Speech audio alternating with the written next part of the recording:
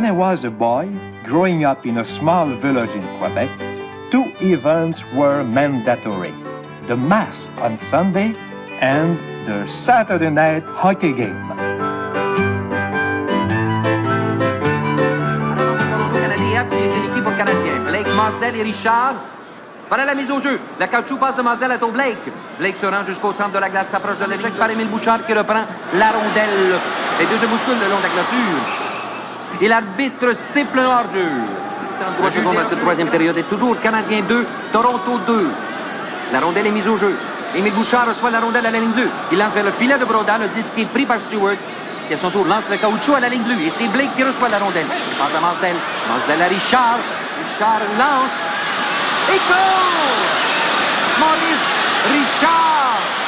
C'est maintenant 3-2 pour le Canadien. Alors qu'il ne reste plus que 14 secondes à jouer en troisième période. Maurice Richard avec des passes de Blake et Masdell. Plusieurs joueurs du tricolore sont sur la glace pour féliciter Richard.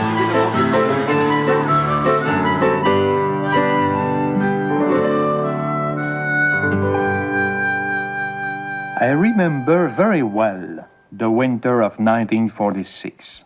We all wore the same costume as Maurice Richard did, the red, white, and blue costume of the Montreal Canadiens, the best hockey team in the world. We all combed our hair like Maurice Richard, and we used a kind of hair glue to keep it in place. We laced our skates like Maurice Richard. We taped our sticks like Maurice Richard. We cut his picture out of all the newspaper, and we knew everything there was to know about Maurice Richard.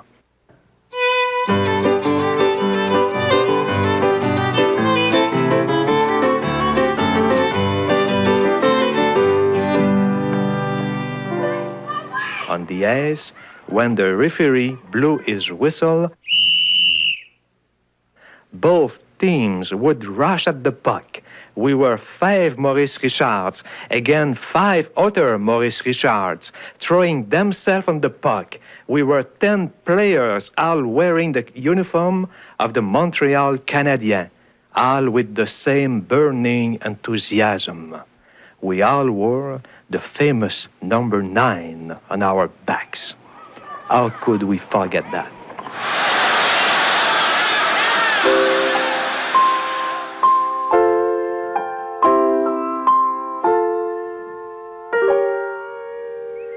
One day, my Montreal Canadien sweater was too small for me, and it was ripped in several places. My mother told me, "If you wear that old sweater, people are going to think we are poor." And then she did what she did whenever we needed clothes. She started to look through the catalog that the Eaton Company in Montreal sent us every year. My mother was proud. She never wanted to buy our clothes at the general store. The only clothes that were good enough for us were the latest styles from Eaton's catalog. My mother did not like the order forms that were included in the catalog. There was too much English on them, and she did not understand a word of it. When she ordered my hockey sweater, she did what she always did. She took our writing pad and wrote in her fine school teacher's hand, "Dear Mr. Eaton, would you be so kind as to send me a Canadian hockey sweater for my boy, Rock, who is 10 years old and a little bit tall for his age. Dr. Robitaille thinks he's a little too thin. I'm sending you $3, please. Send me the change, if there's any. I hope your packing will be better than it was last time."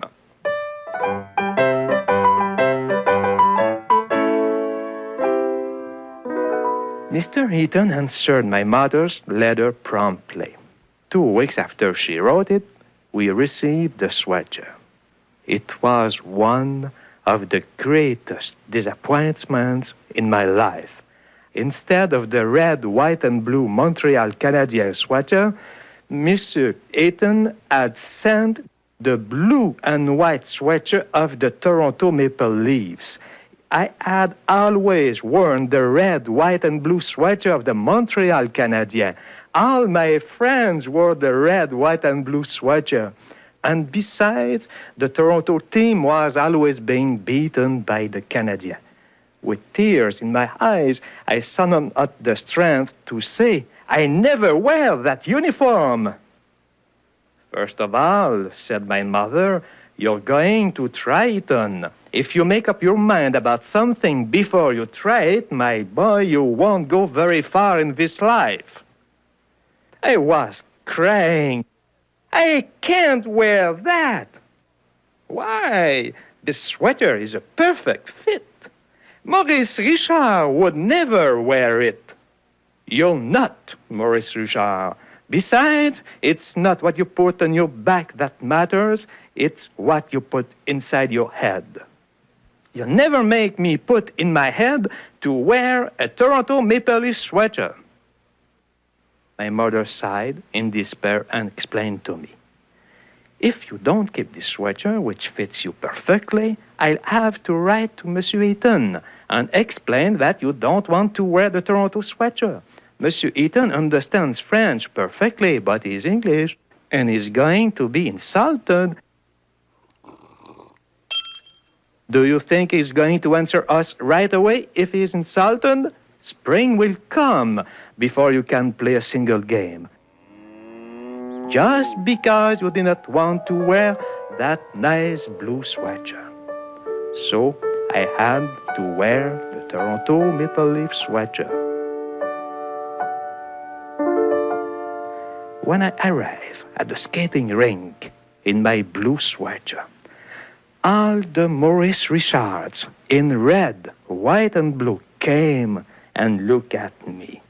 The referee blew his whistle, and I went to take my usual position. The coach came over and told me that I could be on the second line. By the third period, I still had not played. One of the defensemen was hit on the nose by a stick. It started to bleed, and I jumped into the ice. My moment had come. When the referee saw my Maple Leaf sweater, he gave me a penalty because there were already 5 players on the ice. That was too much. It was too unfair. This is persecution. It's just because of my blue sweater, and out of spite, I crashed my stick against the ice so hard that it broke. I bent down to pick up the pieces. When I got up, the young curate on skates was standing in front of me. My child, you're not going to lay down the law around here just because you're wearing a Maple Leaf sweater. A good boy never loses his temper. Take off your skates and go to the church and ask God to forgive you. Wearing my Toronto Maple Leaf sweater, I went to the church and prayed to God. I asked God to send me right away 100 million moths that would eat up my Toronto Maple Leafs sweater.